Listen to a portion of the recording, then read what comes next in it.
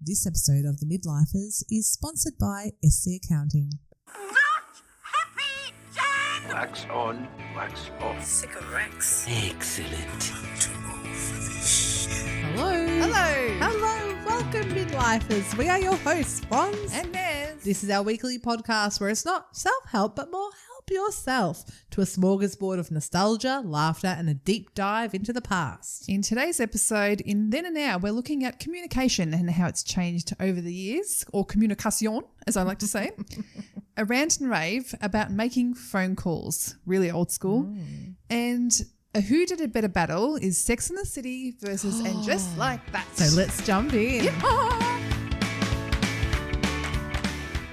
Okay, Fonz. Then and Now, communication, how it's changed over the years. Gosh. So what I was sort of thinking about first is letters, obviously being really old school.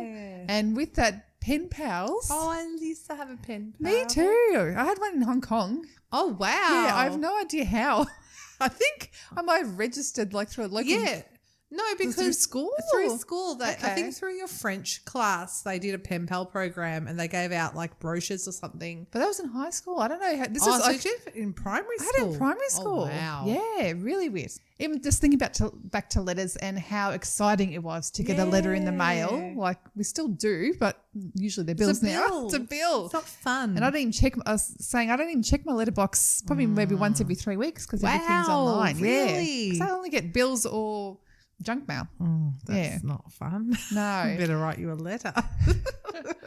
but yeah, it's the old school way of having to wait to get any information. But the excitement that came with it was great. It was great. But, you know, Mez, when I was thinking about this segment, I went more the route of internet and MSN Messenger. So I'm starting way at the base. Okay, Yeah. before we get into your one, can I do another one by post? Yeah, go. Postcards.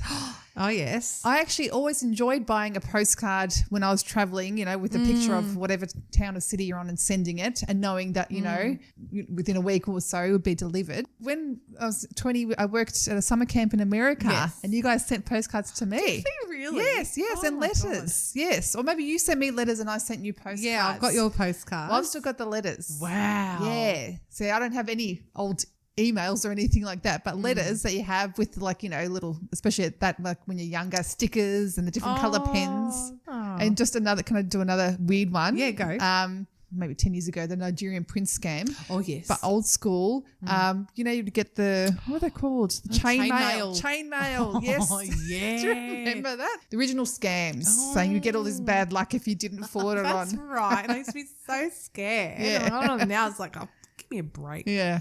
Oh, that's funny. I forgot all about those chain mails. Yeah, old school. What did you get? So we're going from the handwritten stuff, and as we start to move into the 90s, I'm going to tell you, this would have been 1999. Okay. My first year at uni, and I had my Nokia mobile phone. Yeah. And I remember receiving a text from Optus saying they are giving away 1 month's worth of free texts. I remember reading it. I remember walking down the gravelly path. You know, text messages. I'm going to try this. I don't know if you were the first person I actually text messaged, and from then on I was addicted to text. So I remember when text messages first worked. I remember, That's so cool such that you a vivid remember. memory. And then, like, to go on from that, I remember the first time I used a chat room. Okay. So it was me, my brother, and our family friends. We gathered around a computer because one particular family friend had the internet, which, wow. Yeah. You know? And I never forget, I was typing and they wrote LOL, the person I was conversing with. Yeah. And I go, what's LOL? And they wrote laugh out loud. I go, no, I'm being serious. What is LOL? I swear it just kept going on in a loop. I know the first chat room I would have used was the MSN Messenger. Oh, yeah. So I used Mirk, spelled MIRC. Oh, I don't remember that one. Yeah, that was at uni. And I never forget as well, like in a computer lab, the girls like were gathered around and chatting to guys on Oh, Mirk. okay, yeah.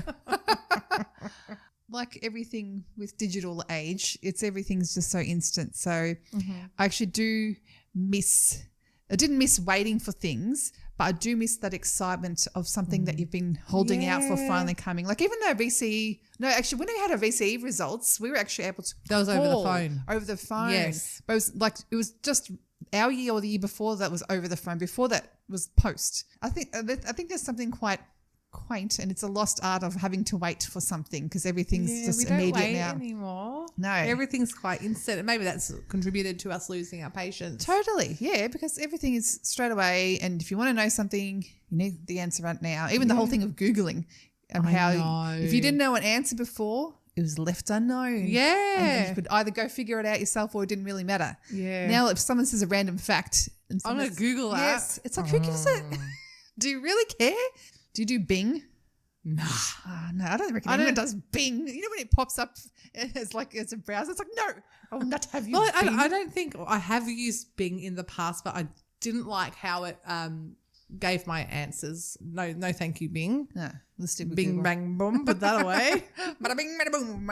Yeah, but I do miss receiving letters. I also miss sending letters, but also it's nice to have information in the palm of our hands. Like I think our brains are all rewired. Oh, absolutely. Yeah. And seeing our kids, gosh, our kids would know about patience with waiting for letters. Times have changed. Yeah, and we have rolled with it.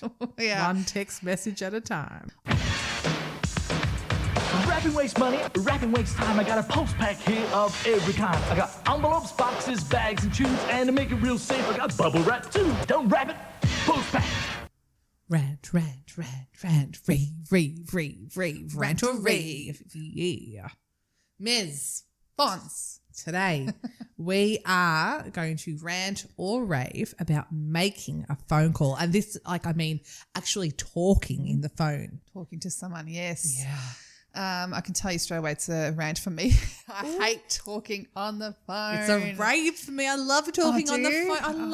I love it. I think it's and I'm not antisocial, but I used to be quite introverted and shy.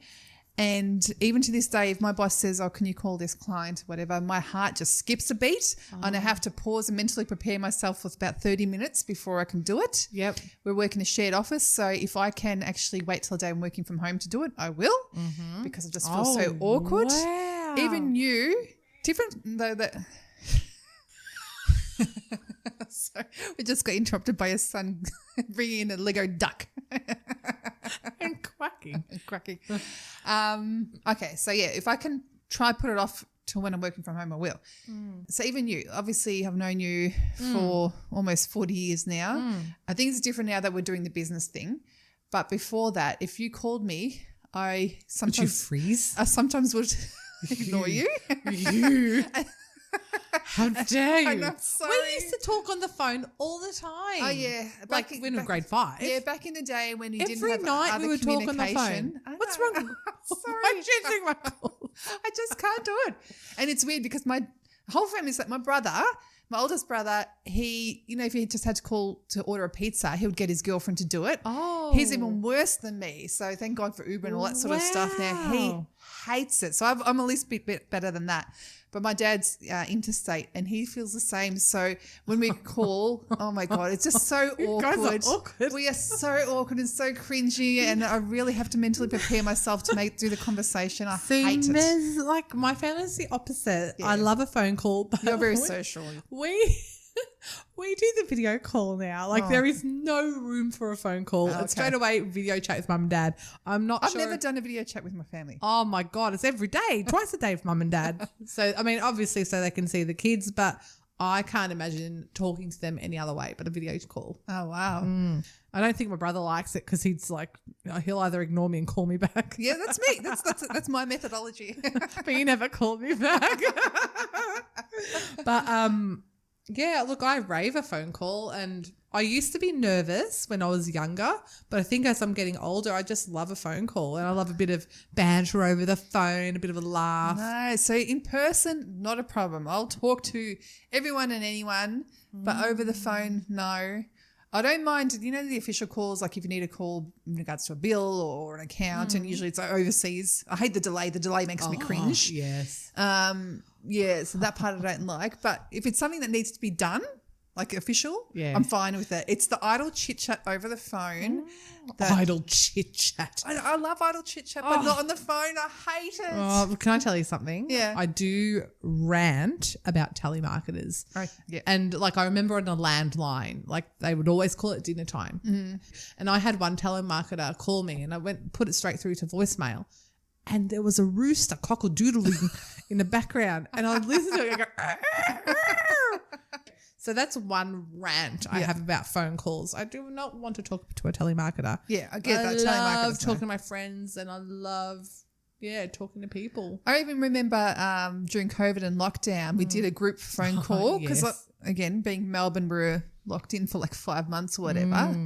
And even though I need it for my sanity, like I think the conversation probably went for an hour and after 30 minutes I tagged out. I'm like, okay, that's enough. And Ez and I, we just kept on going. Yeah, We yeah. love a chat and we played with filters and Yes, stuff. I can't do it. Mez. I rant. I rant. And I know there's a lot of people with phone anxiety Yeah, that it's a are thing. with me. Yes. But I rave a phone call. If you want to call me, give us a buzz. If I you love a want to call chat. me, don't, because I will definitely screen your call. Call Fonz instead, please. She's waiting for you.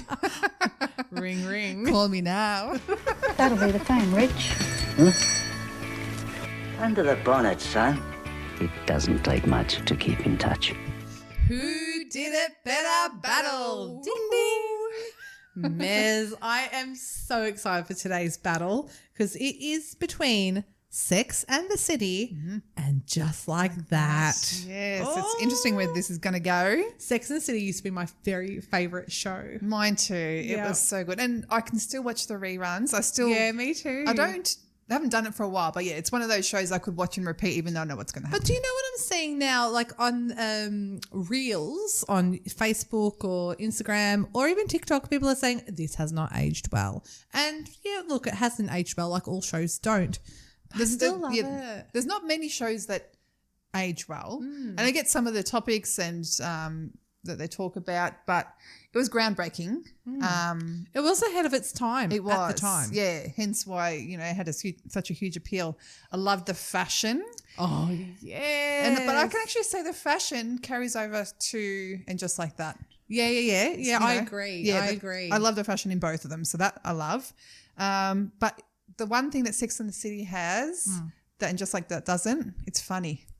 And Just Like That to me is not funny. No, do you know what I don't like about And Just Like That is they made Cynthia Nixon, Miranda's character, really scared or very tiptoey. Yeah. And I Yeah, was was like, before that's she's not quite Miranda. No, she was She quite was ballsy sarcastic and she was bitey. smart. and- Yeah. And that's, because, no one wanted to be the Miranda back in the day. I was thinking, who am I? I think I'm Miranda. Yeah, me too. I was not as bitey as her, but or as cynical, I should say.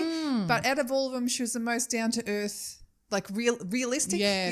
Everyone else. It was funny because I never forget a girl I used to work with. She goes, "You're Miranda," and I was so offended. I'm like, "No, I want to be the Charlotte." But now So I'm I actually wanted to- proud of that. Yes, I want to be the Carrie. Oh, Yeah, I wanted to be did the you? Carrie, but now she's like, oh, she's so head in the clouds. But the comment section in these reels bringing up Sex and the City is that how selfish Carrie is as a character now. I never picked up on it. Neither did I. Yeah. I thought, I still love her. Like, it's still endearing. yes, she's lovable. I do love her. Yeah. But I get that, and I think that sort of came across in And Just Like That, a bit of her selfishness. Going back to your point, definitely no one wanted to be the Miranda, but I think a lot of us are. I know. am, yeah. I'm proud to be, like, she's educated, owned her own apartment. Like, I can relate to that. Not that I own my own apartment I know. anymore. I'm not educated, so. Can I just say, Yes. and another thing that Sex and the City brought me was confidence. Okay. So I remember I was kind of on and off seeing this guy, and he would always comment that my fashion was too much, my style was too much, and he was quite embarrassed by it. And then I watched Sex and the City, that came out. I'm like, oh no, I'm okay. Yeah. And then that whole thing of I'm not dressing for you, I'm not Yes. dressing for men, I'm dressing for myself and for women. Yep. And that was a revelation, and that that's was cool. a turning point for me. And yeah, see you later, buddy. I love that. As I'm looking at you with your Nutella earrings, as you Yes. say that. Yeah, no, I get that because, after watching that, your fashion cannot be more out there than what it is there. And yeah, it's an expression of yourself. I thought it was hot. The characters were hot. Smith, he was so hot. Did you? He Yes. was all right. Oh, for me I it was hot. Aiden. I loved Aiden. I loved Aiden too. It wasn't hot, but I thought it was gorgeous. yeah. Did you like Big or Aiden more? Who did you want her to end up with? Oh, yeah, I think Aiden. He was she made a mistake. Yeah, Big's not my type of guy. What do you think about like in Just Like That when he had his heart attack and she kind of just left him on the floor and she could have called an ambulance to save his life? Nah, that I get because when No, you're... I don't. I don't know if I would have done the same, but I get the thing. Sometimes you freeze. They had to write it for the storyline. They had to kill him off, man. I know. I never forget talking to my husband. We watched it at the same time. We watched it together. Oh, did you? Yeah, we did. Because I'm like, I put it on. He was on his scrolling on his phone, and the heart attack scene came on. Yeah. And he's like, "Oh, come on!" And I'm like, "Yeah, come on! Like, call 911. Yeah. Just call it." And there was even an article. He found an article for me saying if she called 911, she would have saved his life. It didn't serve the storyline. Come on. Oh, but I found that whole season a slog to get through. I really kept on watching because I had that nostalgia about these characters and where they want to go through, but it wasn't funny. It was hate watching. What do you think? Yeah. It was like... I hate to watch it, but I'll keep on watching it. Yes, but I'll keep watching it because I'm invested in these characters. But the second season was better, but still nothing can... Said it's not as funny, it's slower. I do like that, and Just Like That has older women and you see wrinkles and like they do have more diversity, which I think they just put in there for the sake of changing it up. But it's nice to see, a bit of grey hair and women in their 50s or 60s. Yeah, the representation. Yes, so that I do like, but the writing... No. Bleh. I'll still watch it though. Me too. I'll still hate watch it. What did you think of the movies?